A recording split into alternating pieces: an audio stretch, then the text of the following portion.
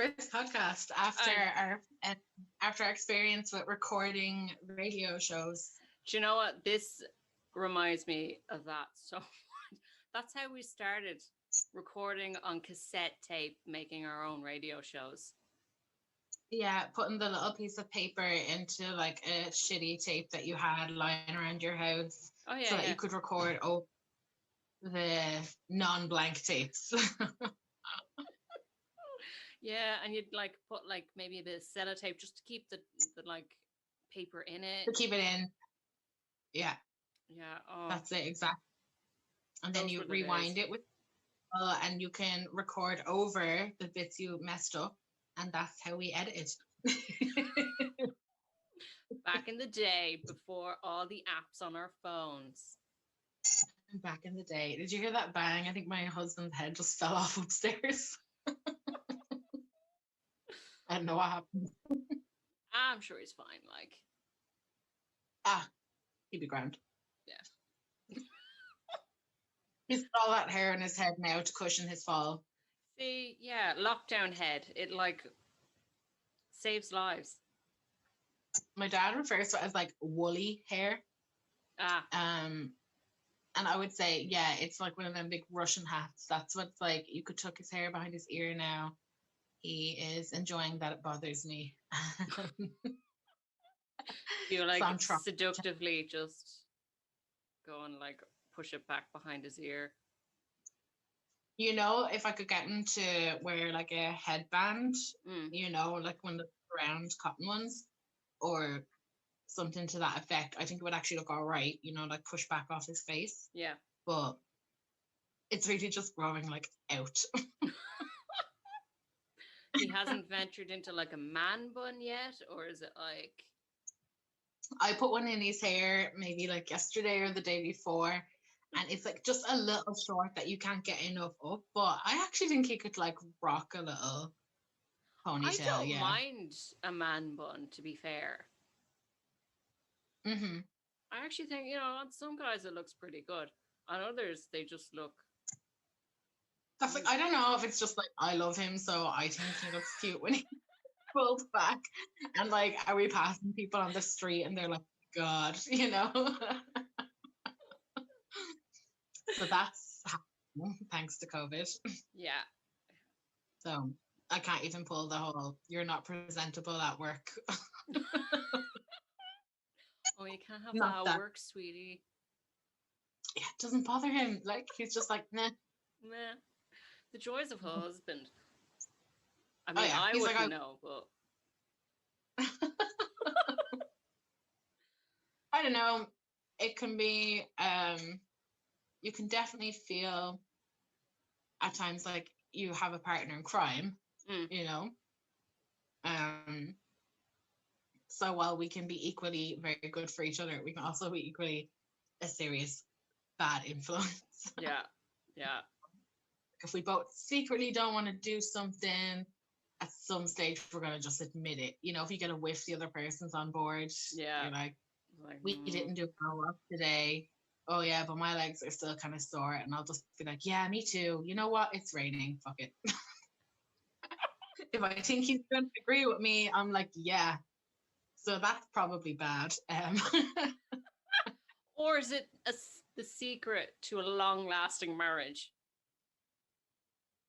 Yeah, I think like, okay, I'm only married a couple of months, but you know, it's quite intense to have your first year of marriage be in a global lockdown situation. Yeah. So I don't think we could have planned that our first year of marriage would be in quarantine during a pandemic.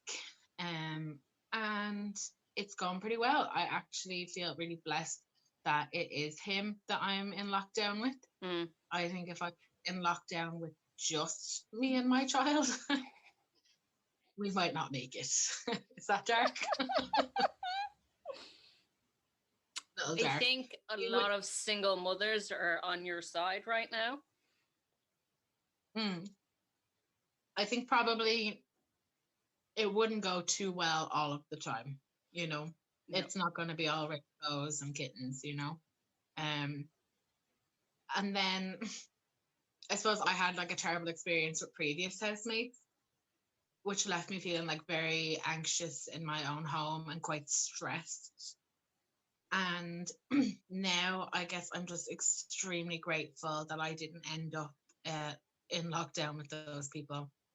Yeah. Because, you know, I think it would have ended up in a situation where we would have had to go live somewhere else. And it's not an ideal climate to be moving. And we wouldn't have the resources to do it. No. So I'm really grateful that I didn't have to face that situation, and that the worst I've had to deal with so far is mice. Mice is the worst thing about your first year of marriage in COVID. You're not doing too badly. Yeah. This year's been all right. I also got the all clear from a cervical check I've been on. Ladies, get your smear test. Super important. Um, I waited too long for my first one. I had a series of issues with doctors and actually getting as far as getting the smear, until I ended up just taking it into my own hands, going to a private clinic, paying stupid money to get my free smear. Um, if you go to your GP, but I think you might still have to pay the fee to visit your GP. So it'd be good to go if you have other issues that you need to deal with, and just, get the full physical while you're there and get your smear. I waited too long. I ended up testing positive for HPV. Yeah. And then when I went in to get that further investigated, I ended up having to have a biopsy done because I had irregular cells. And then I had a painstaking year wait before I could go back again and be retested, and a further few weeks for those results. But luckily, that came back clear. So I don't have to go back for another 3 years. I don't even have to think about it. And it was a huge, huge relief. So that was something hugely positive that happened in our lives during the lockdown. That was exactly 2 days before my wedding that I got that news. And I knew, because they said it'd be 6 to 8 weeks, I knew it'd be closer to the 8 weeks, because last time I actually was waiting 16 weeks. That was mentally very difficult. So this was hugely positive news. It meant I could relax, even though I was getting married in a pandemic and couldn't have 70% of my invited guests attend. Actually, probably 80% of my guests could not attend. So yeah, there have actually been a lot of positives, and I think it could be worse. I'm sure, like yourself, had experiences with difficult relationships in the past. Yeah. So again, super, super grateful that my lockdown has been with the man that I married. Yeah.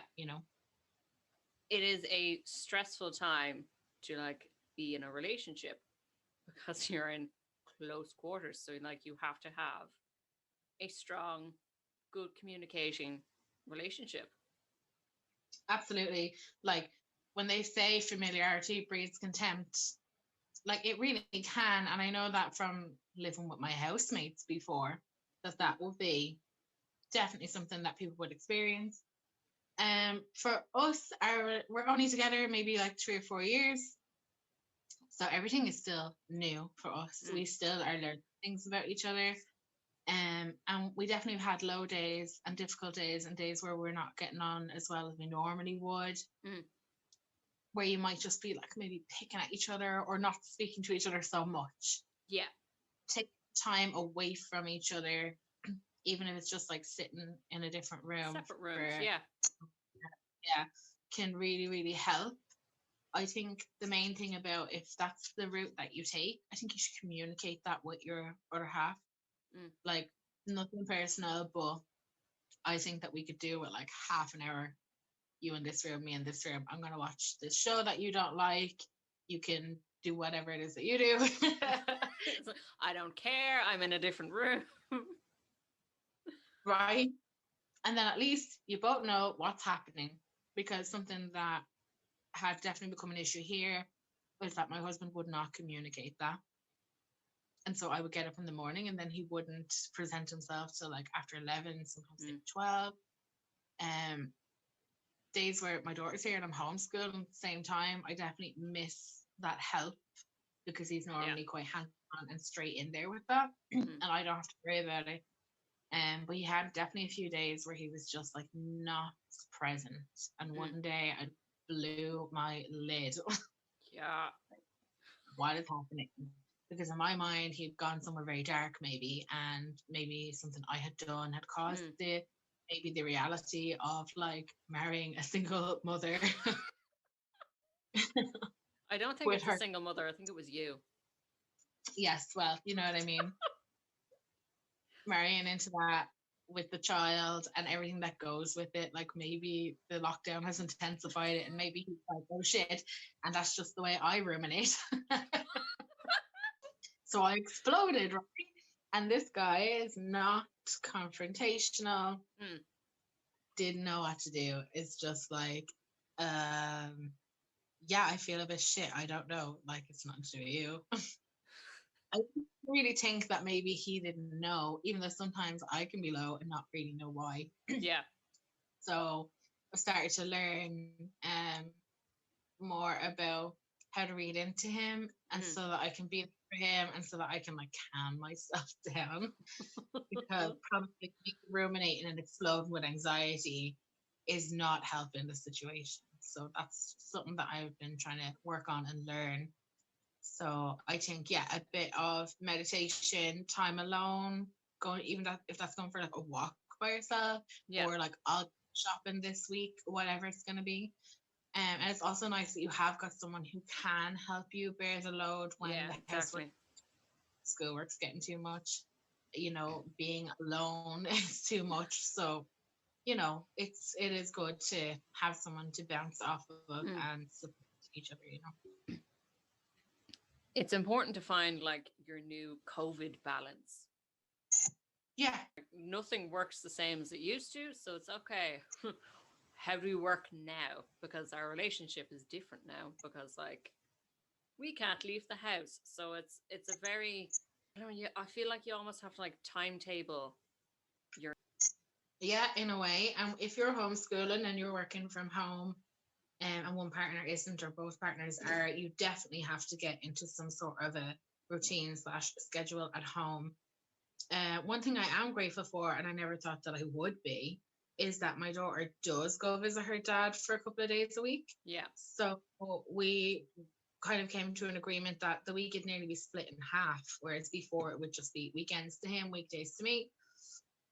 But with me working the entire time and him not, it just didn't make sense that, even though my husband is here and my daughter spent quite a bit of time with him, it just didn't make sense to not afford them the time together when Yeah. it would Exactly. bring us. I think it would probably benefit her hugely as well. Yeah. So, these are all things that we considered with it, and it brings a peace to the house. It goes very quiet. Yeah. You don't have to think about what you're saying so much. You're not being the disciplinarian. You don't have to do homework those 2 days at the start of the week. Yeah. It's just nice to, it gives us a balance and it gives us a break. It's another thing that I feel incredibly grateful for. Yeah. The first 8 weeks of the when we went into lockdown in March, she did not get to go visit her dad because Mhm. of the Restrictions. pandemic. Yeah, the restrictions didn't really allow for it in our case, and it was very difficult for them. Mm. And actually, it was difficult for us too. I think we were all a bit in a goldfish bowl then, just Yeah. on top of each other. And it just, yeah, it definitely got really hard. She also got really sick during Mm. that particular lockdown. It was around the time of her birthday, and we'd had two children in the house from outside our home. And on the day of her birthday, she seemed totally fine. I didn't think for a second that we could be dealing with a COVID situation. Mhm. The night before, she was feeling a bit unwell, but she didn't have two out of the symptoms which you needed at the time. Yeah. So I let the people who were supposed to be coming know, and they said, just let us know how she is in the morning. And she was totally fine. So they came. But then when they left, she went really downhill. Yeah. So I had to let those people know she actually is quite sick now. Then she was referred for a COVID test. So we went. it was traumatizing for her. Nothing to do with the staff. The staff were amazing and went above and beyond for us when she was having like an absolute tantrum. A tantrum. It was embarrassing. She was definitely scared, but I think she just took it to the next level and kind of couldn't go back. Yeah. We were there 30 minutes. It would have only taken about 2 minutes. The queuing was like less than 10 minutes. The queuing was probably the hardest part until the tantrums, because you know that the chances are somebody who's standing in this queue does have COVID. So they're socially distanced and you're all wearing masks and they give you fresh masks, but it's really very well done. There's still that fear. And I don't know if it was just at the last second all that dawned on her or what it was that set her off. But it was bad, let me say that. And if I somewhere chance people who work in Crow Park know exactly who this is, I am so sorry, and you were amazing. I mean, look, sometimes the kids, they're your precious little angel babies. Others, total whim goblins. Like, get up the stairs. Sometimes they are just dicks. Like, I said it. And, you know, I don't believe that there is a parent out there that if you haven't said it out loud to someone, you have definitely thought it. Yeah. Let me say that. Because everybody is a dick sometimes, even little kids. So I would think especially little kids. Yeah. They can be spiteful, man, and they don't care if you're getting embarrassed. Like, that is just the cherry on top. Yeah. You know, like, I'm going to get in trouble. I might as well go big. That's what happens sometimes, you know. So that was interesting, and she was very sick and continued with her form of protest after what was obviously a traumatizing day for all of us, but particularly for her, it was traumatizing. She knows about COVID. She's afraid of it. She doesn't like hearing about it on the news. And now all of a sudden she's been through this traumatizing test.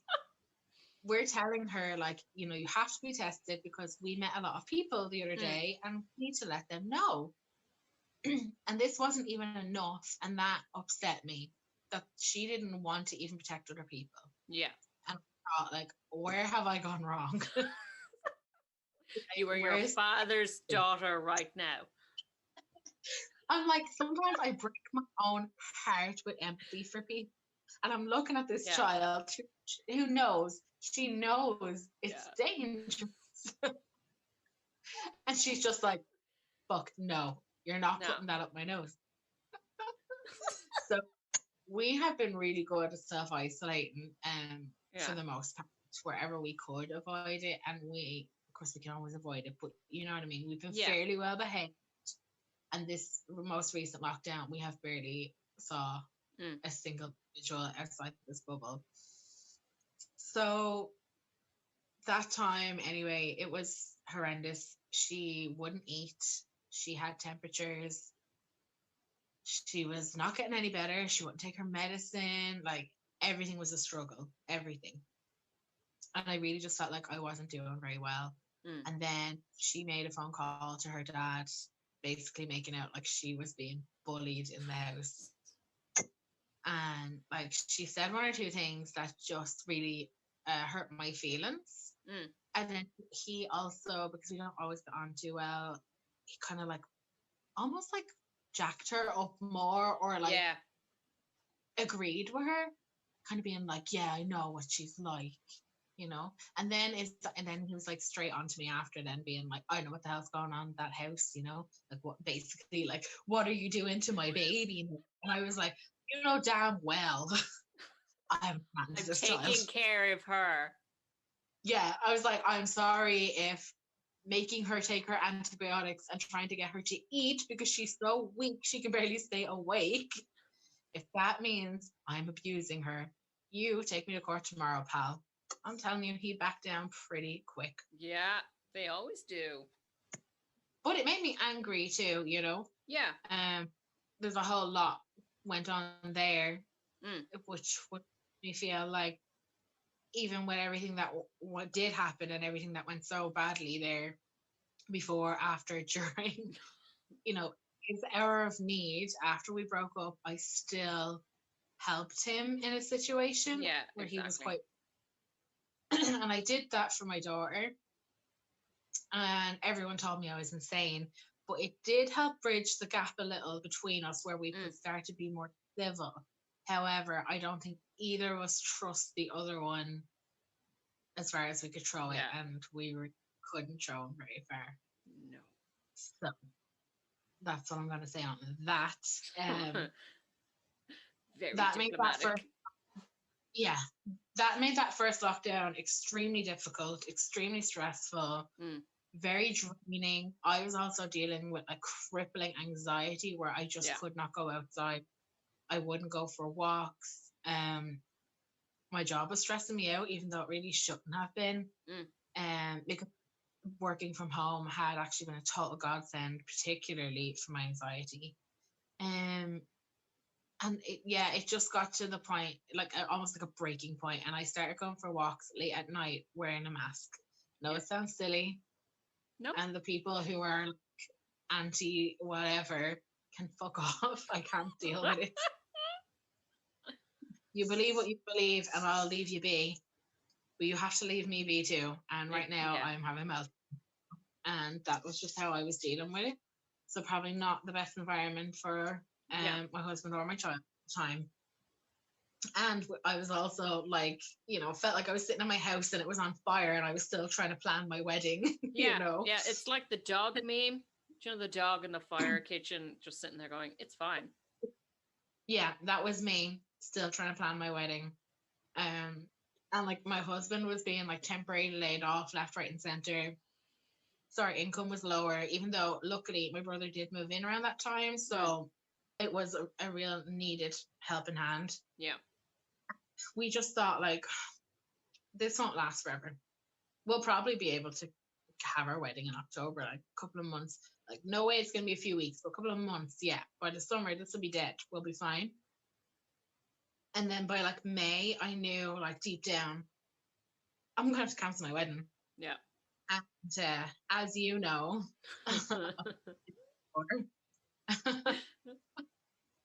and had never even gotten to the point of physically booking stuff. Okay, I planned stuff and I had all the magazines and we planned every inch of that. Oh, yeah. But we'd never put a penny down anywhere. This time, I knew I was going to marry this man. Yeah. And I couldn't wait. And I had put all my deposits down. And invitations were being printed, have been designed. All the save the dates have been sent.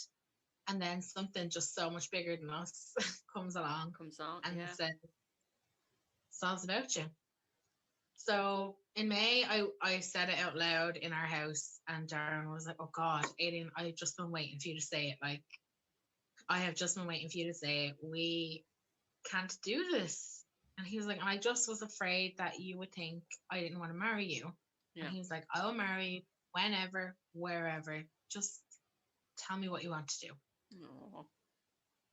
And I was like, okay. So I knew like there was a chance that we could still, legally be married. Yeah.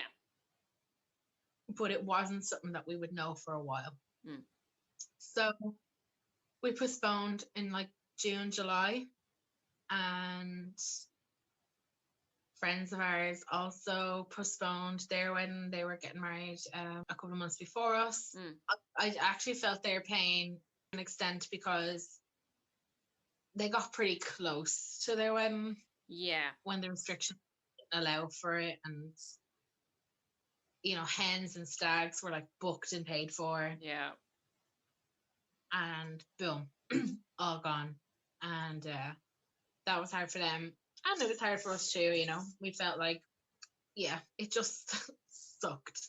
It really sucked. Yeah. But so we postponed everything till the following year. All our suppliers were totally, totally amazing. They were all like really happy to move with us. They had the free date next year. Everyone's like all good and understanding. And the closer it got, like the sadder I was that we didn't decide to go ahead. Yeah. And then Darren kind of just said to me, then he kind of just said to me one day, I really love that date. Why can't we just do the legalities in some way and we'll still just go ahead with the big wedding next year? He's like, if you don't want to tell anyone, we don't have to. Yeah. And if you do, we can, but we'll get there, whatever you want to do. So I was like, you know what? Yeah, okay, let's do this. So we rang the celebrant because she was like the one supplier that I loved the most. So if anybody is looking to get married, her name is Romy Macaulay, and she's with a company called A Beautiful Ceremony. And you'll find her on like Instagram. I think it's A Beautiful Celebrant is what the name is on it. Anyway, she's amazing. She's an Aussie and she's great at what she does. And she was available to do both dates. So we just found a venue nearby. And in the height of lockdown, we had a private appointment with Dunboyne Hotel. They were inside our 5K, just, just still over lines, but it was um, technically allowed, probably a little frowned upon. Technically allowed, and we went for it. My logic in it all was if we lost someone due to COVID, and we've had a lot of people that we know, that was a big fear for a lot of people.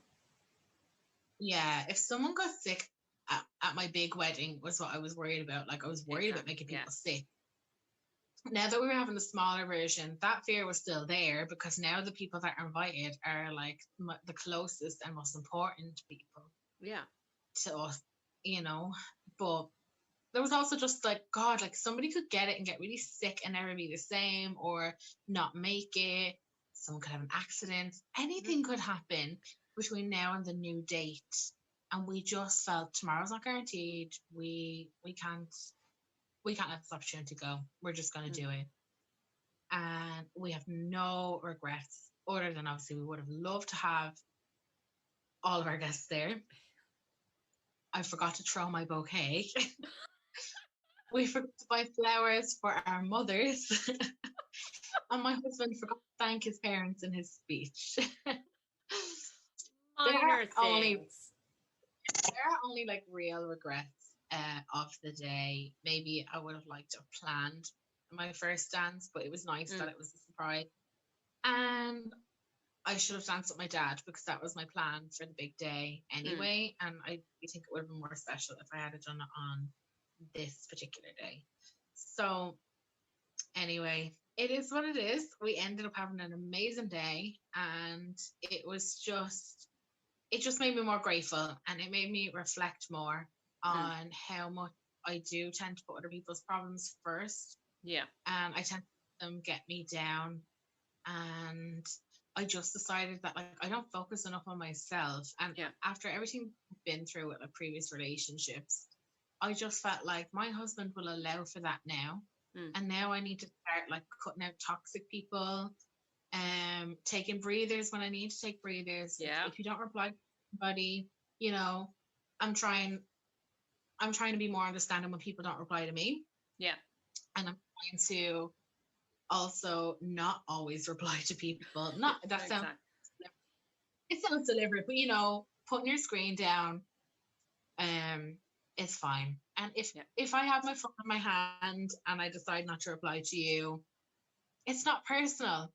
My brain maybe just can't handle conversation right now. Yeah, exactly. And maybe I just want to scroll on Instagram for an hour, or maybe I just want to read this article, or maybe I want to read a book, or spend time with my child, or God, I'm, trying to make sure I don't leave any scraps lying around for the mice. Life's busy. But this is the thing, like, okay, we're all in lockdown and stuff, but we still have to function in our daily lives. We still have work, we still have families, and all this screen time really affects your brain. Like, it's not easy to constantly, I feel like I am getting way more texts from people now than I have ever gotten before in my life. Yeah.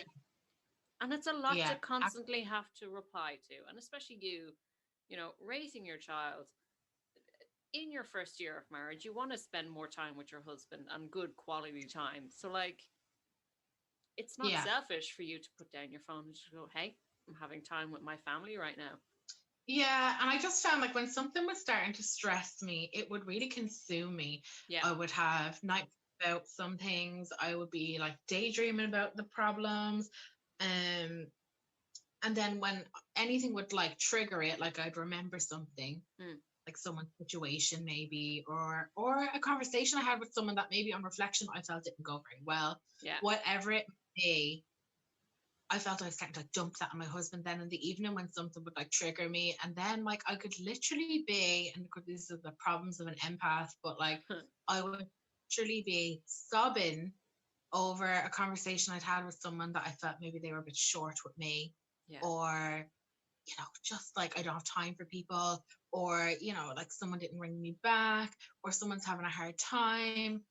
Just silly things that like you shouldn't, like, you can acknowledge people's problems and you can be there for them without letting it consume you. And it really was.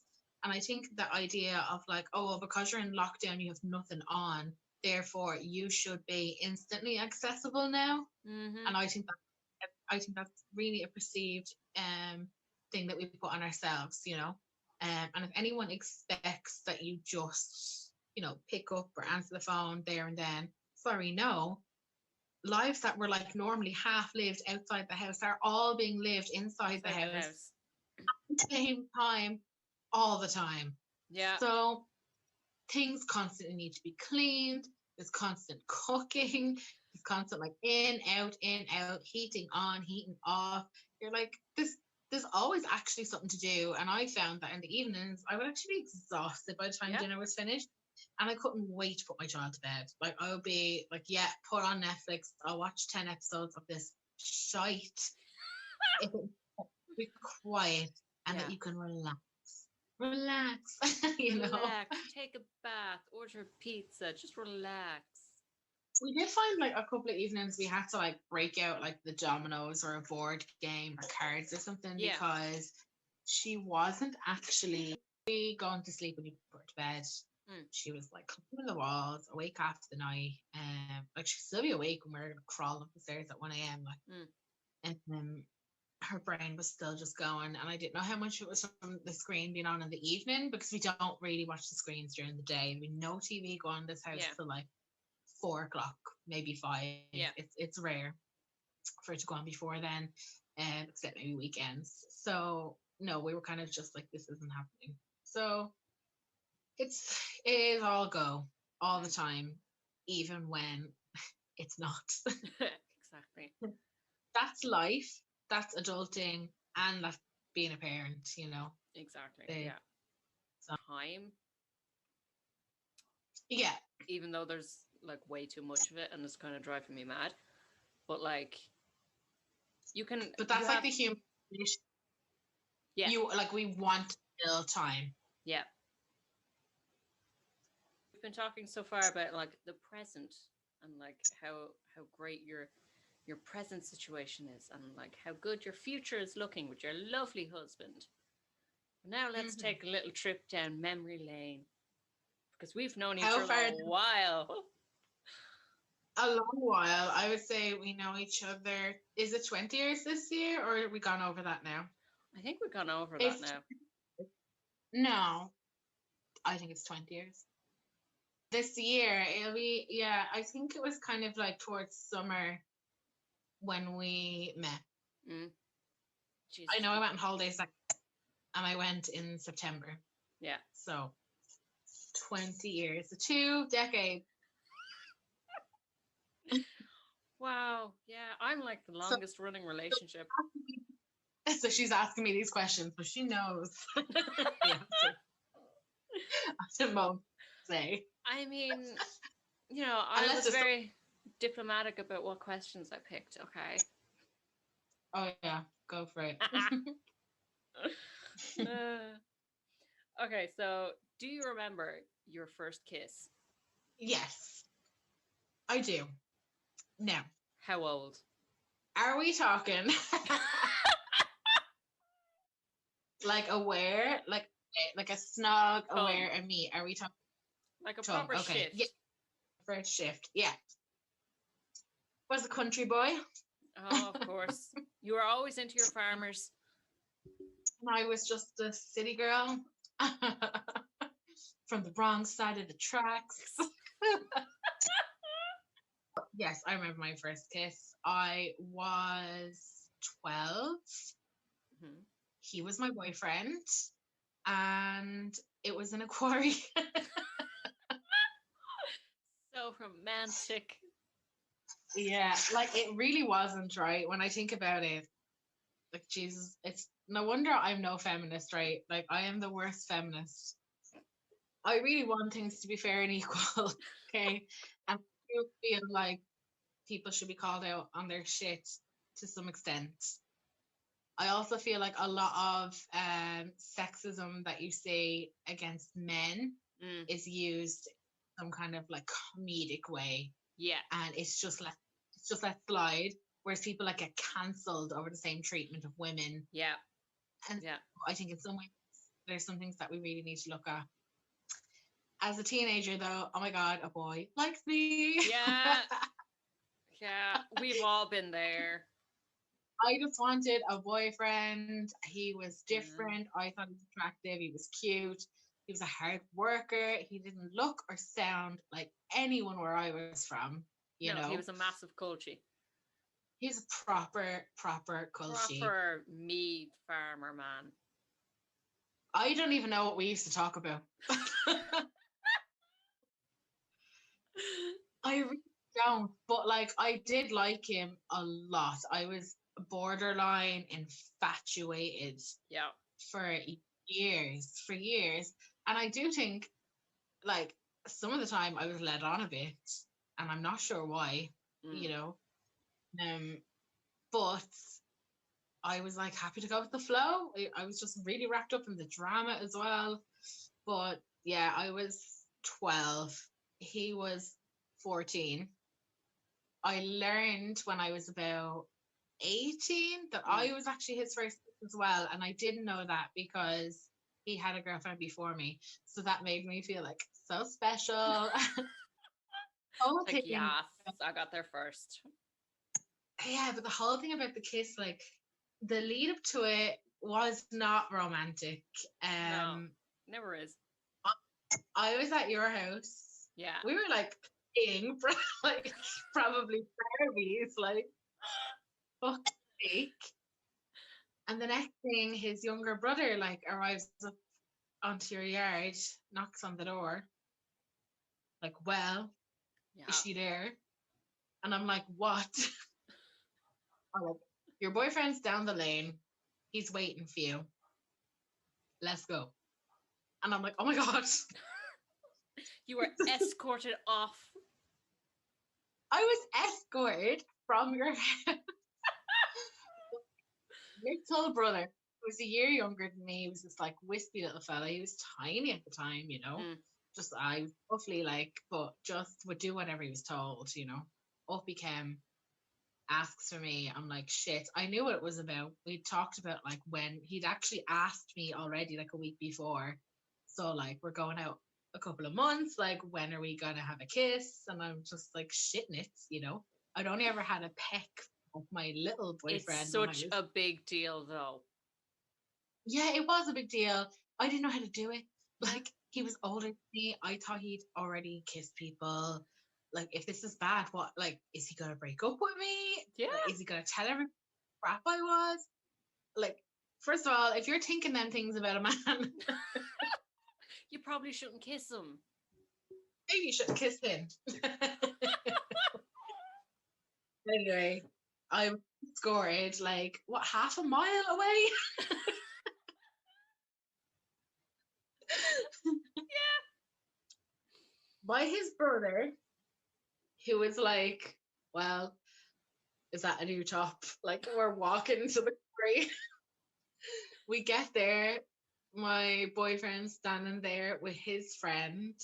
By the way, each of these other two had already like proclaimed their love for me in some weird way. You were very popular. Why? I don't know. I was just, you know, because I wasn't related to them, obviously. Yeah. Like, the communities are really tight down there. Like, I think you have to really be careful when you go out.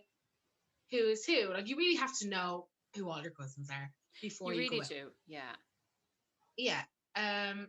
And like, I'm not trash talking. It's literally just a very small area, and a lot of the communities like are settled there a long time. So like, it happens. Yeah. So it's felt like this is all very bizarre anyway. And they stayed out. No, they came with us inside the quarry. So like, we trespassed on the quarry, and we went. Romantic. Yeah, we went way in the back. Where you could access it from the other side in the lane, like on the high road. Yeah. So like, we went as far as that basically, and then I was just like, I don't know what to do, and so like his brother and his friend to leave us alone, and off they went. Then I was like, oh, I hope nothing bad happens, because now we're on our own in a quarry. Like, first of all, anything could happen. Anything. Like, there are lots that's like of a lot scenarios. of red flags. Yeah. Anyway, I just vaguely remember his head tilting coming towards me and just seeing the tongue starting to make its way. And you're definitely supposed to close your eyes. So, I've seen it in Lizzie McGuire. Okay, this is how they do it. Yes. And then when it was over, he just said, like, I don't know, he definitely said something nice. Like, he was really nice about it. He made me feel safe. He gave me a cuddle. It was actually a lovely kiss. It was a nice, it was better than what I expected one of these kisses would be like. Yeah. I really just thought it was going to be really gross, like, and it wasn't. But like, he was really obsessed with like mouth hygiene. So his teeth were really, really good. His breath was just immaculate. There was no smell, no taste. And I really just felt like his mouth tasted like water. It's one thing that like really stuck with me. And like, he walked me back with his friend, with his brother, the half mile to the lane, the end of your lane at the end of your house, and gave me a quick kiss and was like, well, I'll see you tonight then. Like, he's away to fucking cut silage or something. I don't know. Yeah. And I just walked back up to your house and you were like, so did you kiss him? And I'm like, yeah. And you were like, how did it go? And I think I just said, he tasted like water. You did. I remember that. Yeah. You're like, okay, talk dirty to me. I mean, not bad, eh? No, that's pretty good. Like, your first kiss story is better than mine. Like, yes, do tell. I can't remember. Oh, can you not remember? I was 13, drinking in a shed with you and some of our other friends, and I shifted the face off of some guy. No, his name was James. I remember his name. We went to primary school together. We both just started in different like high schools, and we were all drunk on WKD Blue. Yes, Blue Wicket for life. Yup. And where were you supposed to be? At a sleepover and someone. Yes. And what did you do? I may have gone home at like 2:00 in the morning. Yeah, walked 3 miles in the pitch black, drunk. Yeah. I'm starting to realize why I had a curfew. But I'm so lucky that I got home well before you, because I would have been blamed for that. 100%. I remember one time your mom being like, oh, it's so great since you guys made friends. She's really come out of her shell. She seems to be having a great time. And then like within a year, I think we had some sort of event cancelled on us because the boys that we hung around with brought vodka to the house. Yeah. And did your mom read your messages one time as well? Yeah, she saw like one of my messages. I can't remember who I texted, but I texted Laura, my friend Laura, because she was bringing drink to, I don't know, one of the parties. I think it might have been a Halloween party or something. Yeah, it was around Halloween for sure. Yeah, and I text her something like, oh, it's fine, you can like hide your vodka in my room or something. And yeah, no, my mom saw that text. Oh, do you know what it was? We were doing we were having a treasure hunt for Halloween. So I think your friend was supposed to bring it, and then your mom hit the roof, but she didn't cancel it. But then one of the boys brought vodka anyway. Yeah. And had ditched it in the ditch on the way up. Yeah. But was retrieving it from the ditch. This was all the time you'd come home drunk, like from the sleepover. We were not well behaved 13-year-olds. Like when you think of it, we were too young. Oh yeah. I don't know about you, but like when I was in my early teens, like I would have had very little confidence. So, and some of that, like to be honest, like I kind of came from like things that older people would say to me about my body, you know? Yeah. That made me think like, oh, you know, and then you're at the time, like in the 90s, that like straight up and down athletic look. Yeah, that was like the only look. Yeah, it was all about like diets and being slim, and my own mother very, very slim, and just naturally like a lot of thin people around me. And I just felt like I was always so much bigger than everyone else. Looking back at the time, I was not at all. No, not then. That changed. But then I wasn't, but I had no confidence. And, you know, when you are a teenager, you slowly become aware of that, like, there is a chance someone could find you attractive. And there are things that you can do to make yourself more attractive.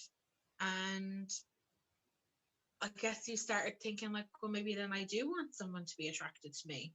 Yeah. So I guess, like, when you start to get that male attention and you are so like not confident of yourself, first off, you're thinking, is someone winding me up?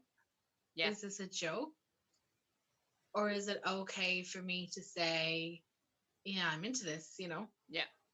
Because the chance of humiliation is like feels really high. Yeah. So when it's to work out, you kind of grab onto it.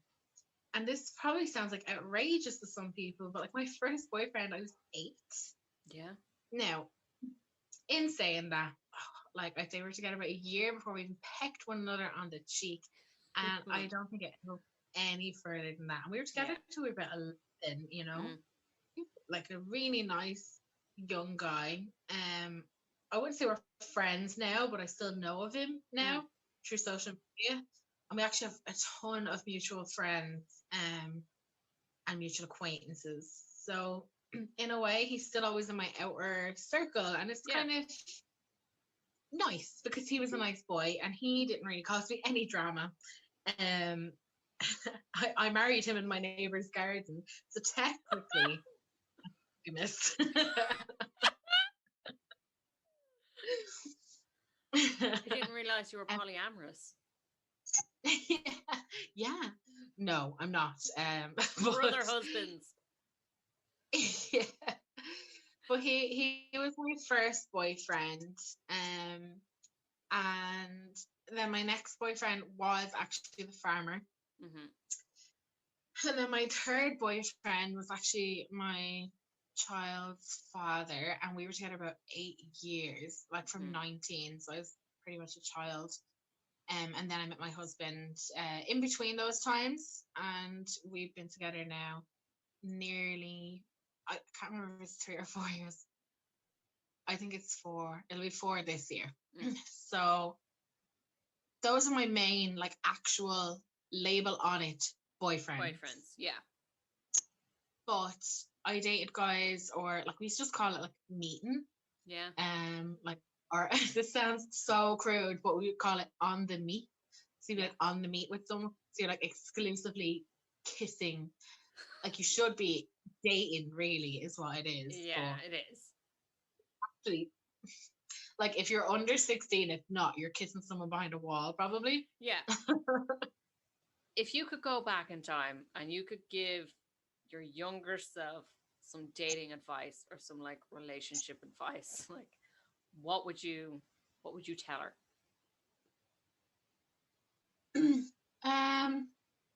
Have sex with more guys and leave your feelings at the door. Yeah.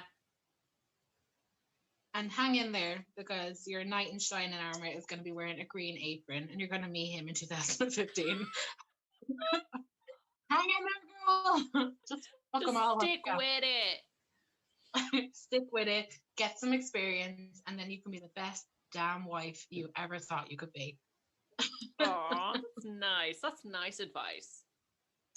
Yeah, because like I would hope that my younger self would get where I was coming from, because I feel like that's how my inner monologue wants to be. Yeah, exactly.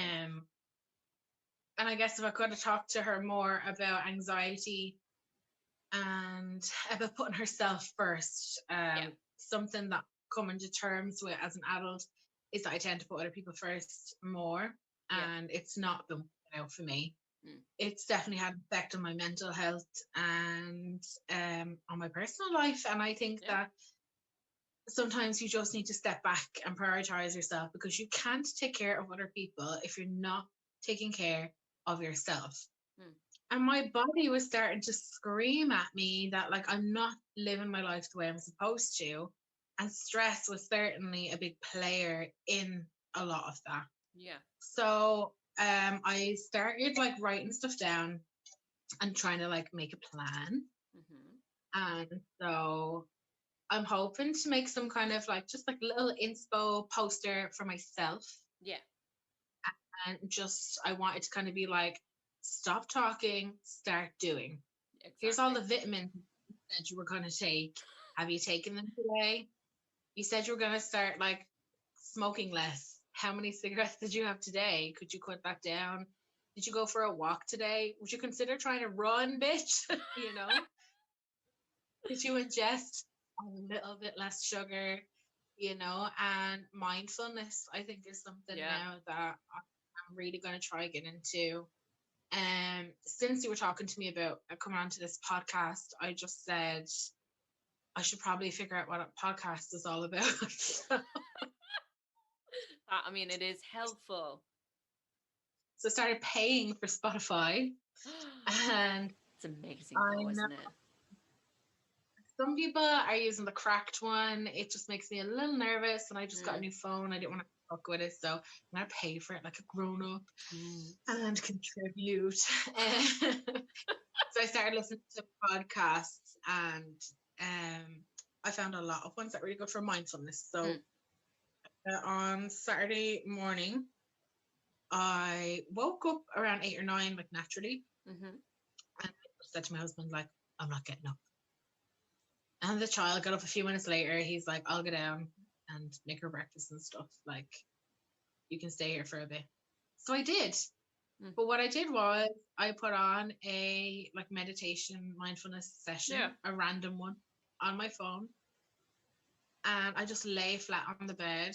Now, I think I was supposed to be sitting up, but it doesn't matter. Yeah. I got really into it, and it was actually really good. The particular session I didn't realize was to do with like healing past traumas.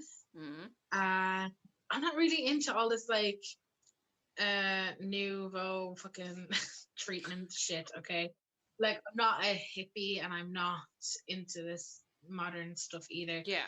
But I'm willing to agree that like emptying your mind and focusing on your breathing and stuff like that is gonna be good, and it's gonna stop you ruminating. Walking helps with that as well, I think. Walking or running, I guess. I put this on. It was like a 10 or 20 minute, I can't remember, meditation. When it was over, I fell asleep like instantly, probably for another 5 minutes, half an hour. And then I got up and I just felt really good. I just felt like lighter. I felt positive, and I just thought, oh, now I might not be able to get one of these in every day. But with my like motivational poster, which is effectively a list, like a checklist. Did you do this for yourself today? Yeah. I'm going to put it on it.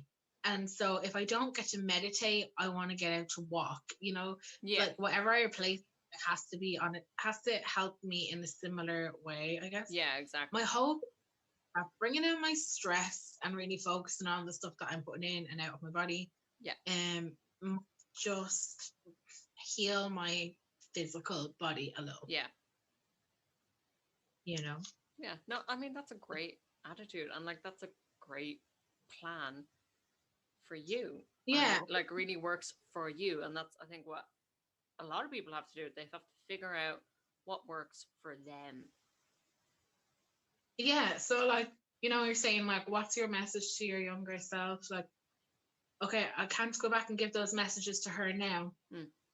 But something that they are starting to do in primary schools and secondary schools is introducing the idea of mindfulness and meditation Yeah. into their SPH, that type of thing.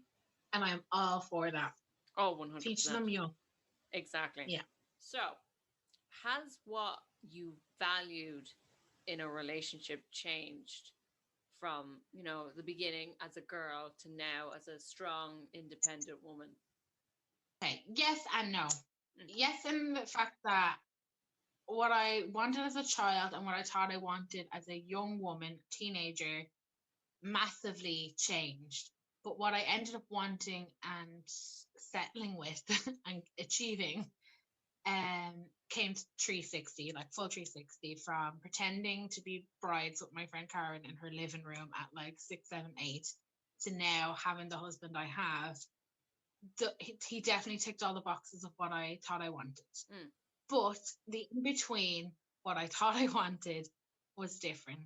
Yeah. The only criteria was he had to be at least my height in heels, if not an inch taller, right? Mm-hmm. So that I could wear heels when I went to. Yeah. Attracted Important. to me. Yeah, attracted to me, have a pulse. Yeah. And like maybe take me places, like date me, Yeah. like definitely make me feel like a girlfriend. I definitely did want that. Yeah. But the no major thought process behind anything else. I just wanted someone to care about me. I wanted someone to love me and I Yep. wanted to be attractive. Yeah. And so whatever way that came, I guess for a lot of the Yeah. time, it's good enough for me. Yeah. And it took me a long time to realize like that's not all I wanted, Mm.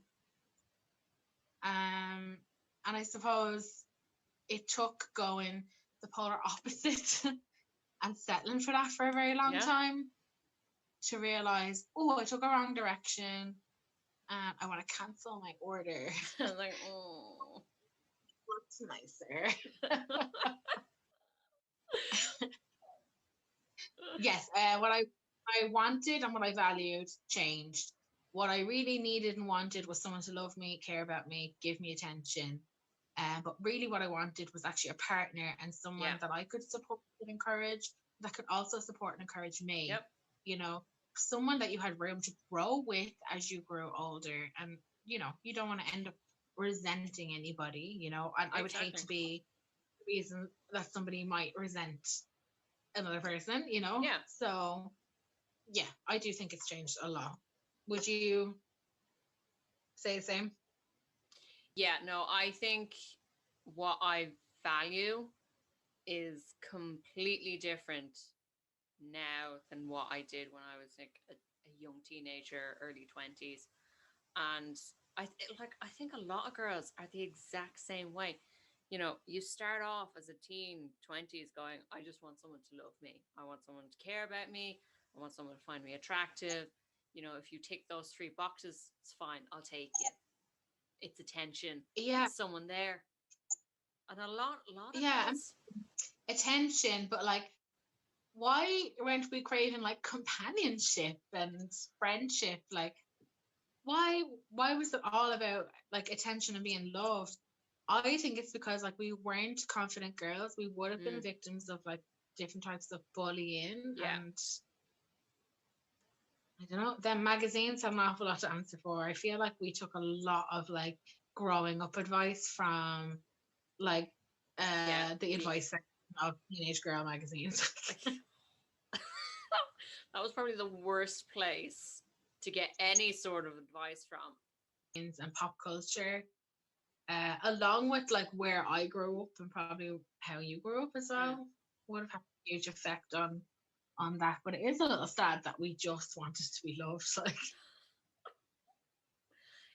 Yeah, but I think it's like it's wanting to be loved, but it's not actually love. It's validation. You want validation that you're beautiful, you're worthwhile, like someone can love you. You know, everybody else was wrong. Do that. And like, that's all you're really asking for. Like, we easy to fall for bad people when they knew that's all they needed to say to you.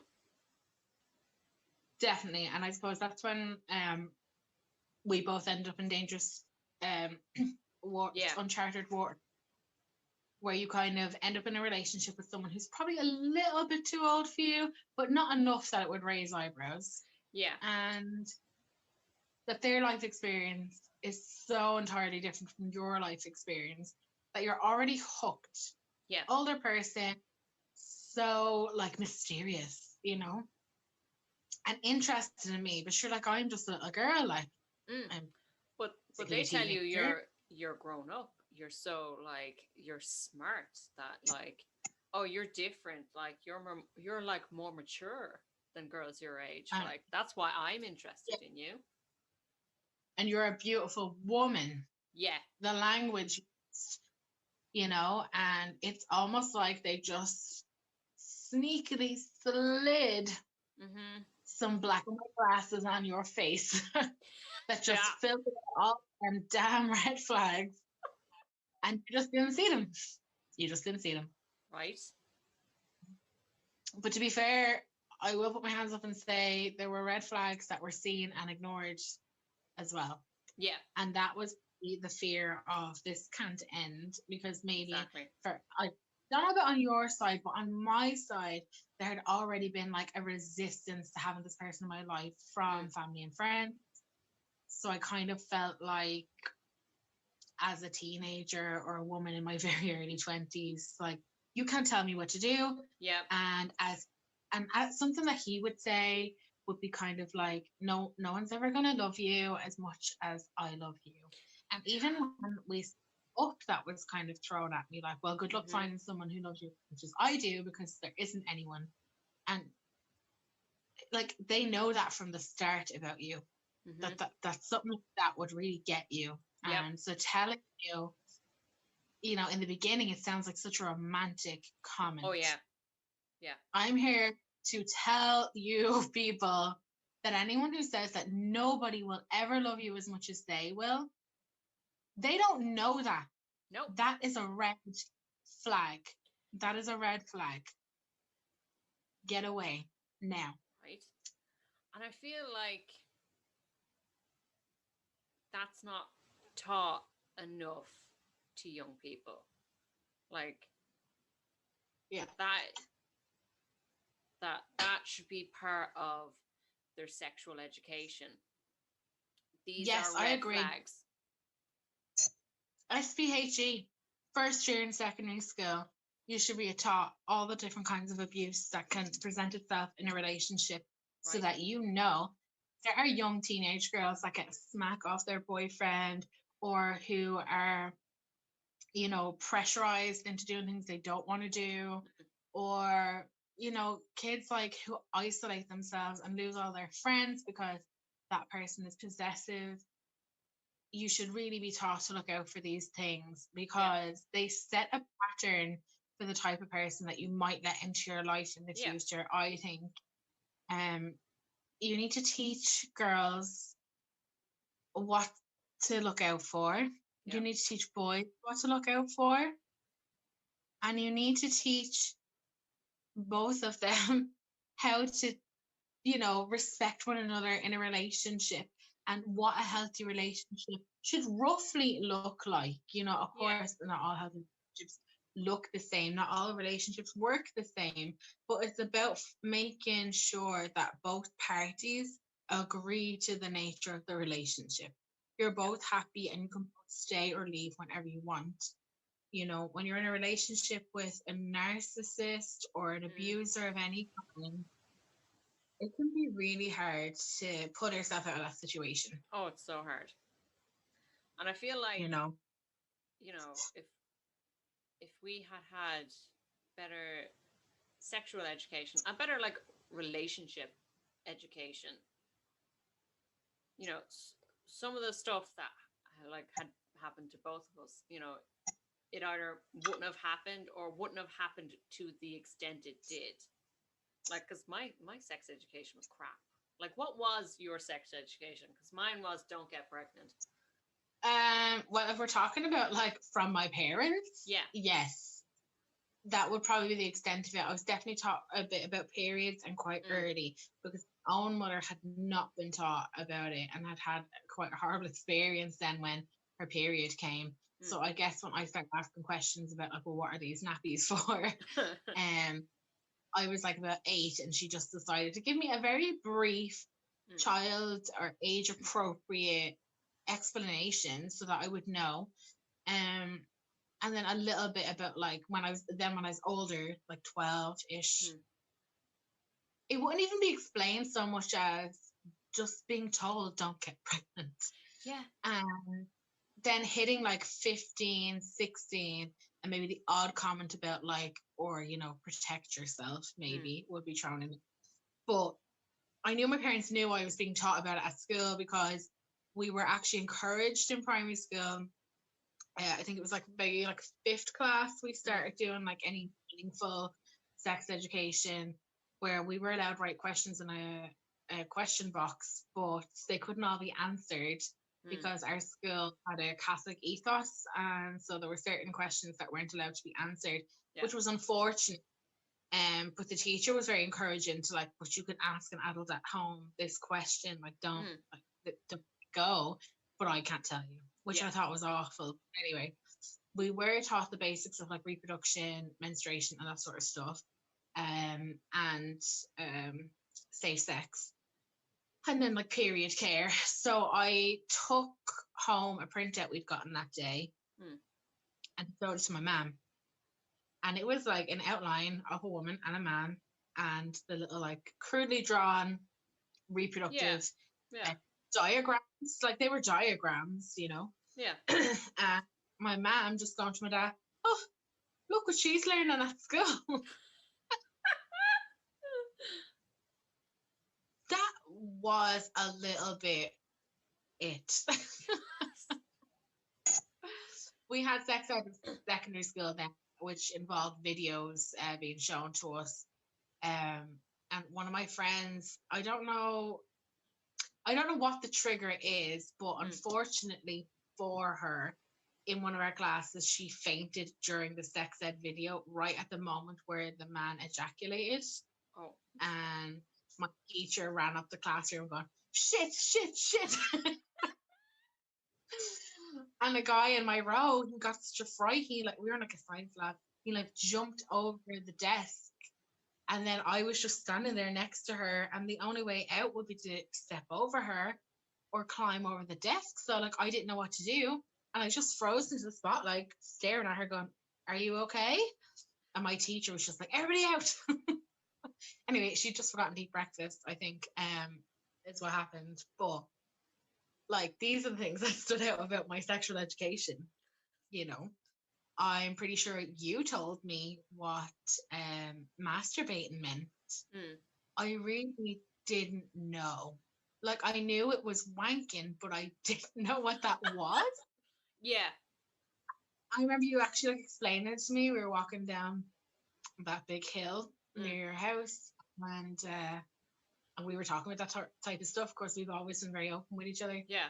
And I remember when you said it, I was just like, what do you mean? And you were like, you know, like wanking, like, and I'm like, okay, yeah, but, and I knew that this was something that like we had encountered. Yeah. I just didn't know what words were, and I was so confused. I also didn't know like what cum was, even though I'd watched this video in secondary school. I didn't relate it to like an actual fluid leaving a man's body. I don't know what I thought was happening. I knew that was needed to get pregnant, but I guess I didn't think it happened during masturbation. Yeah. So isn't that crazy how I wasn't able to link that up? But it must be to do with the way I taught it, you know? Exactly. I get it. Very... I really hope you do by now, like. I have an idea. Like, this is it. You were shown a few videos and you got like a sheet with a diagram on it. Like, how is that relaying information properly? And like, And like you're all watching it in a classroom together. yeah, In secondary school, we were like in the site. So this part was an SPHE in like senior cycle. So we were like 16, 17. There's probably people already having sex, you know. And it's just like really uncomfortable. yeah. And I felt like the teachers also obviously were also really uncomfortable and just were not equipped to make us more comfortable receiving this information. Trying to control a class, like my secondary school was like yourself, we were a mixed school, so there were boys and girls, etc. in the class. So by then, like, you didn't feel safe to really ask questions because, you know. Did you have like a nurse come when you were like fifth or sixth year and take you into like separate groups that weren't your normal class? Yeah, but that was more for like period health and menstruation and. Oh, did they just take the girls out? Like, yeah, they just did like this. I think the boys got like a smaller talk, but it was more of a this is how you put a condom on. And we got like periods. This is what happens. This is your ovaries. Here's your uterus. And that was about it. Oh my God. Well, shout out to Kilmore Community School then, because we had a lady come. I'm pretty sure she was a nurse. Our classes, like we had like an SPHE class and we had a religion class, etc., where we talked about that sort of stuff. But in this situation, we were all like muddled up and like a new kind of formed, and there were several days. We each had like a time slot. It was the length of maybe like half a day or a couple of classes anyway. And it was like a safe zone. But we were allowed to ask this woman any question we wanted. So I learned what everyone was talking about when they talked about head, which I really couldn't figure out. Yeah. Is that what I think it is? I also didn't really understand the technicalities of everything that was involved. Yep. You know, I thought people were just walking up and licking willies. I didn't really know. And like I had some sexual experiences. I had, you know, like my parents aren't prudes. I could have asked, you know.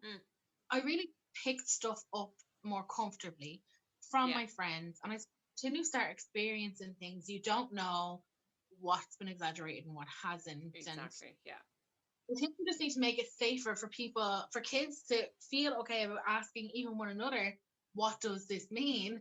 But I just don't know if it's like mature enough to process it as a genuine question and not just to make a joke out of it.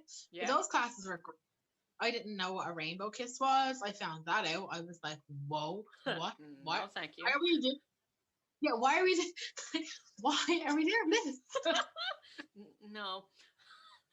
Well, I don't think anyone is. We certainly aren't. But like, Jesus.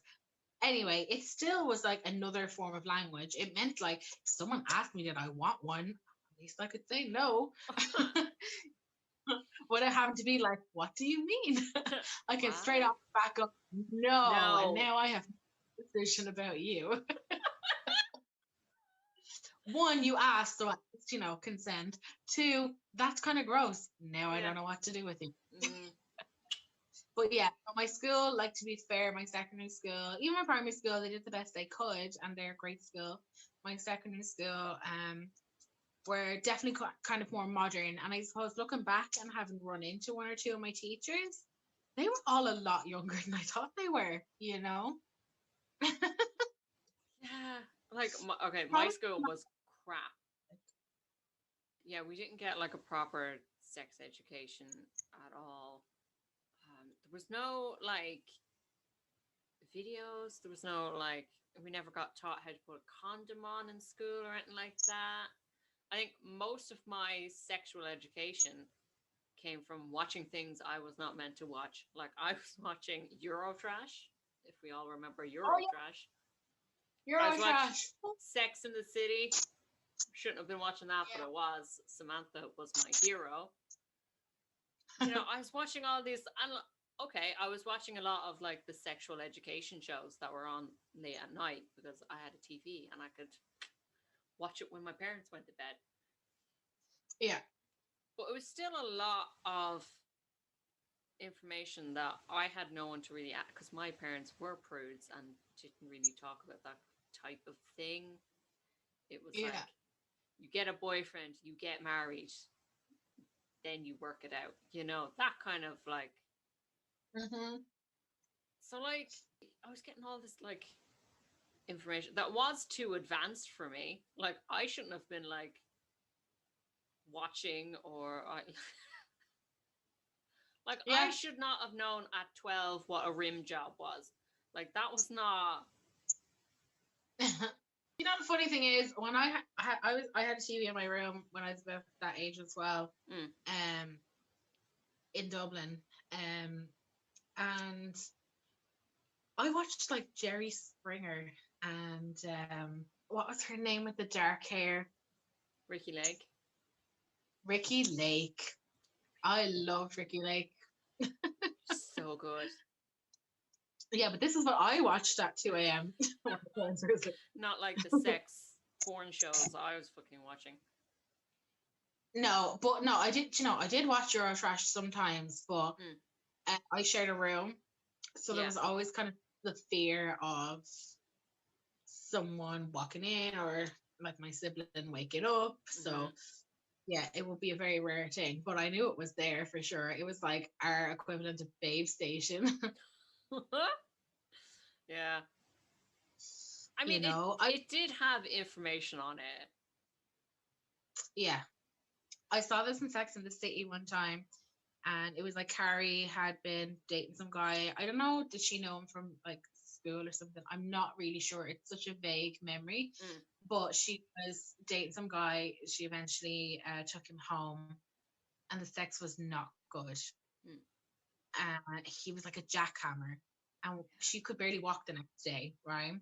She was walking side to side, and she is talking to her girlfriends about it, and she's like, it's like he was masturbating, but with me, with my body. And oh my God, has that happened to me? Oh, where you're like, that's what? So many women's story. Yeah, like, I am not your fist. Stop. What are you doing? So again, if you're sleeping with somebody who you trust, that should be an open-ended conversation where you can say, okay, can we try this rhythm? Can we do this? Can we do that? It should always be like an open conversation, a non-judgmental thing where you can veto anything. Yeah. I think we need to bring that more into our casual sex lives, people who aren't in relationships. Oh yeah. That especially if this could be a one night thing, it would be nice to say, can we try this?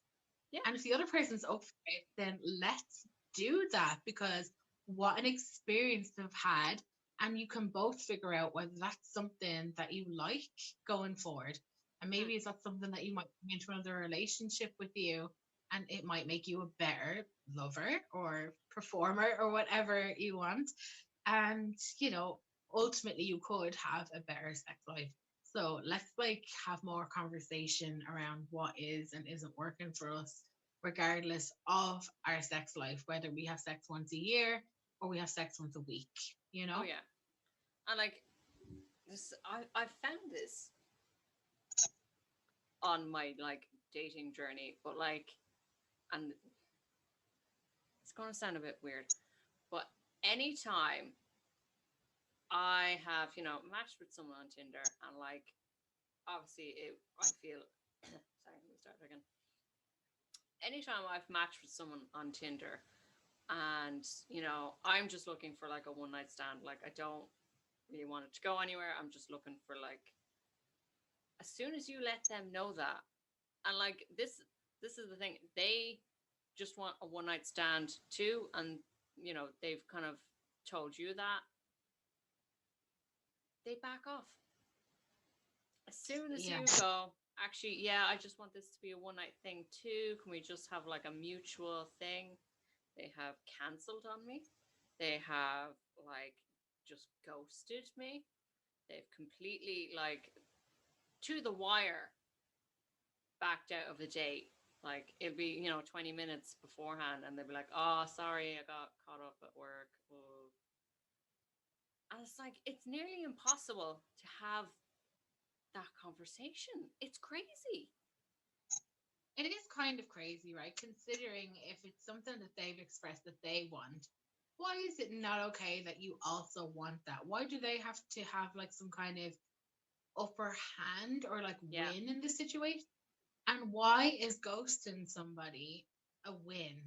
Like, why can't it be a mutual level playing field where you both just give and take what you want and you thank one another for your service? Like, yeah. you know, we're all adults. Why does everything have to be a game? Why can't we just lay shit out on the table? I honestly feel like that's how I ended up with my husband. Was that like we were really tiptoeing around the situation for like a little while, where like I think we almost didn't know what was happening. And I just one day was like, listen, don't you feel like something is happening here? Yep. Don't you feel like there's something more than normal happening between us? And he was like, yeah, I do. And I'm like, well, then isn't that worth trying? Yeah. Like, I don't want it to be like one of the biggest regrets of my life. And the way I feel now, I actually think it would be. Thankfully, he agreed with me. But if I hadn't have been so brazen as to throw it out there, we were both going to just shy away from what was happening and possibly just phase out. Like, it doesn't bear thinking about for me now. So, and likewise, like calling people out on their shit as well. The sooner you identify a red flag and, just weed that entire person out, because it's like a weed, right? Yeah. The weed grows and you think, oh, think of the weed as being something toxic or a red flag that you've seen. If you pull that weed, but you leave the roots, i.e., maybe you address that particular red flag, but you stay in the situation, it's just going to come back in another form. Yeah. And it could be bigger and worse than the last one. Yeah. It could even bring it up, and that's how I feel about it now. So I think, just more open, honest communication in most areas of your life, I think it's a positive thing. And it's a form of self-care as well, because it's a way of addressing your needs, No, and definitely. I don't think it's such, I think if you can do that and you can allow someone in your life to do that and it work for both of you mutually, then that's a fit. Yeah. No, that's how you find a good partner, like open, honest communication. Yeah, that's how I feel now. Now I feel, okay, we might let something build, but it might be just for a few days. Yeah. Before one will just go, here, listen, actually, this isn't working. Yeah. And we'll address we'll address it and we'll sort it. And if one of us starts to slip, we just give a little nudge and on we go. Yeah. I think we're quite alike as well, while also being very different. And it's strange. Like, we have even become more alike now. And it does just happen naturally. I was looking when he came across my path, and I was just happened to be at like a really shitty cross junction for myself personally. He kind of was too, and I guess we just leaned on each other in a way, and it just naturally happened, and it happened very quickly. I don't regret it now, and even though I went through what I went through in my last relationship, and I'd never want to relive it now, I think all that had to happen for this to be more important, because everything about this man and this part of my life is like a rebirth or like a new life. And so getting rid of every single last one of them roots is really important to me. So like I took my husband's last name, and a huge part of that for me was about like removing that little bit of my old identity, even though I was always very proud of my name. Yeah. But in a way, it tied me to him. So I needed to get rid of that. And I live somewhere new. I have a new car. I have a new job. My daughter started a new school. You know, everything just changed. Yeah. Everything. And yeah, I just feel like new life, for sure, a new life. So much is different for me now. I'm better and more settled. And I just feel like I'm so close to like the dream. I have nearly everything I wanted. I have 2 more things left on my list that I hope to achieve in the next 5 years. One of them is I really want us to own our own house. Yeah. So that's something we're going to start saving and working towards. And I would like to have another child. Yeah. Even just, as you know, I have polycystic ovaries, and that has complicated things a little bit because I'm not ovulating. So this is part of my new mantra where I was saying to you, like, stop talking, start doing. Yeah. You know, do you want a baby? Yes. Okay. So do something about it. Yeah. So have you taken your vitamins? How many cigarettes did you have today? Did you go for a walk today? Did you meditate today? You know, and one day, hopefully it's going to be, you know, did you ovulate today? Yes. Okay. So let's get that bed rocking, you know? Because right now we're shooting into the breeze, and as fun as it is, it's heartbreaking. Yeah. You know, so I need to sort out myself, and that's what I was saying to you, like self-care. Exactly. It's important. So important. And that's something I have to really say about like Cherry and Cherry Points and the tea talks every day. They generally have this like mantra of positivity and, you know, manifestation and just self-care is a priority for Sherry, I can say. Yes. And it's something that I'm trying to do, and I've started trying to follow other people on Instagram who also are very positive and uplifting. So I'm actually going to plug 2 people, if you don't mind. Go for it. You can leave it in or out, I don't mind. But one of them, her name is Carly Mahadi. She is a cracker of a young one. She lives in Finglas, and she had breast cancer. And she's kind of gone through a lot of her journey during lockdown as well. And I just think she's so honest, so positive, and just really, really funny, and a really good advocate for breast research and for checking yourself and for insisting on getting tested when you think something is going on, you know. So absolute champion of a young one. Another girl, her name is Naomi Cormick, and I've known her since she was a little girl. She was really good friends with my sister when they were small, and she lived next door to me, and she has actually done my makeup a couple of times over the years. She's really, really talented, like freelance makeup artist. Now she also like promotes loads of like lovely like clothes and makeup. She's just like a top influencer right now. And she went through like a shitty breakup, and she'd been kind of over in Ibiza with this guy. She used to go over and work the seasons over there doing like makeup arts and that type of thing, and promo stuff as well, I think. And she has just had such a fucking glow up. Relationship end. I just think she's the business. She's a proper gym bunny as well. And she's just like, but she's really strong, like, you know, she's really strong. She says what she thinks. She's funny, she's beautiful, and she works fucking hard. And it really shows. So I think she's going to be a big success story, just like yourself. But 2 girls that would pick you up as well as yourself, Carly Mahadi and Naomi Cormick and Cherry Love Official. Uplift women I see women uplifting women. This is what we need more of. Yeah, and you know Catherine Ryan as well. She is class. Love her. Love her. If you haven't watched The Duchess, get on it and start bringing your inside cups out. Okay, so we're going to finish up now. Thank you so much for having this chat with me.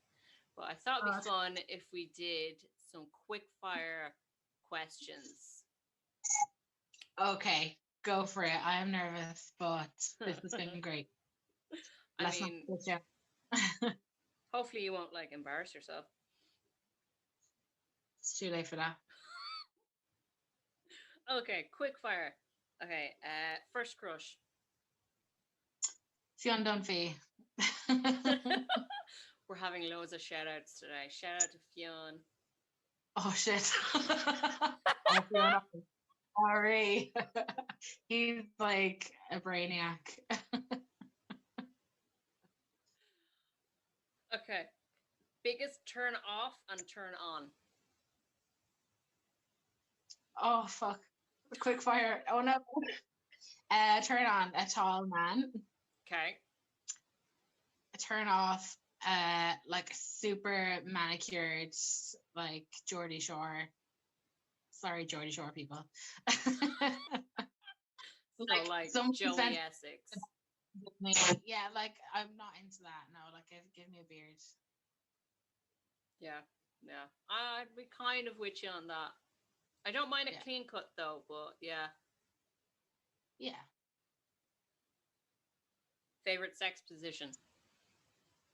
Oh, Spoonie, I'm a lazy bitch.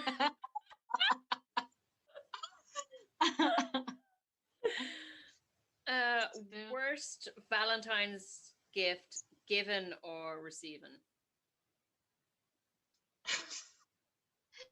I gave Darren a roll of toilet paper. It was a Valentine's Day one, and it had like love hearts on it, and I think it had something written on it. I can't remember what it said. It's still in our bathroom. It was on the windowsill for like a year. It's all faded by the sun now, and now it's just there in case of emergency. So yeah, that was probably the worst I gave. I've had Valentine's Days where I didn't receive anything. Like I would be given a card, which is lovely. But my very first Valentine's Day with my ex-boyfriend, he only got me a card and then he forgot to bring it. Yeah. Kind of had your own little glow up there, didn't you? Yeah, red flag. Red flag, man. Okay. Best or worst first date? One of my worst first dates, I was like 13 and the guy had been on my school bus in primary school, but now I was in secondary school, and somehow or he pursued me through a friend. And I met up with him and we were to go on a date the next day. And I was to meet him at the cinema, and then we were going to go to the flex after. So while I was getting ready, a spider was on my towel, and I was like walking out of the bathroom and had a heart attack and flung the towel off my head and went running down the stairs and kicked the banisters on my way and broke my baby toe. I didn't know I broke my toe, and I continued to get ready. I was very upset. I wore a pair of like ballet flats, which were all the rage at the time, with like pedal pusher jeans. You know, I was looking great. Yeah. And then I strutted on up, and he brought his little brother with him. Yeah. And then didn't pay for me into the cinema as I perceived a date should be. Yeah. So I brought like €15 with me, and the cinema at the time was like $13.50. So I had no money for like sweets, whatever. They bought stuff but didn't give me any. And then we went to the Leisureplex, but like I'd no money to play anything. I'd €1.50 left or something like that. Yeah. So I paid for one game of pool, which I can't play pool. So he played with. And then I went home and I was like limping. And when I got home, I took my shoe off. It rained as well, by the way. So my feet were wet when I got home. And when I took my shoe off, my toe was like fucking purple. I couldn't play peak for like a month. So yeah, that was a pretty bad date. That's pretty bad. Yeah, I forgot all about him. Now I feel like that was in Sorry there for somewhere. trying that up. Yeah, it just just came out on that quick fire round. I wonder what's gonna happen next.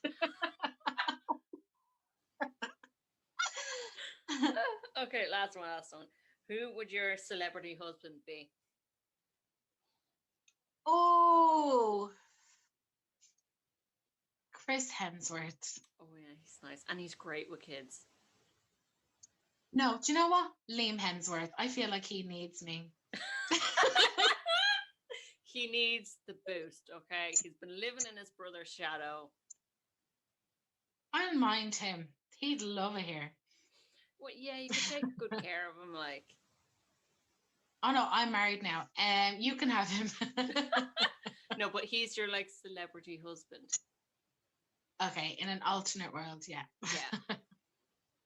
Yeah. Under pressure, I couldn't fucking think of anyone. Whoops. I'm so dedicated to my husband. I just couldn't picture another man. You're only saying that because Darren's in earshot. He actually isn't, unless he's sitting on the top of the stairs. But I'm sure I'll play him the cut. That'll be his new ringtone. I wonder will he be broadcasting? I was on a podcast. New fuck on your way. Thank you so much for being on this podcast. It was so much fun. Thank you for having me. It was a pleasure going down memory lane and spitting up things that I didn't even know I remembered. I mean, we had fun though. You make great content. Yeah, didn't we always say it was like Coronation Street? Yeah. Plus, I didn't have to pay you. Well, thank you for letting me air my dirty laundry in public, and I hope it gets you a few followers. I do too. Like and subscribe. Good.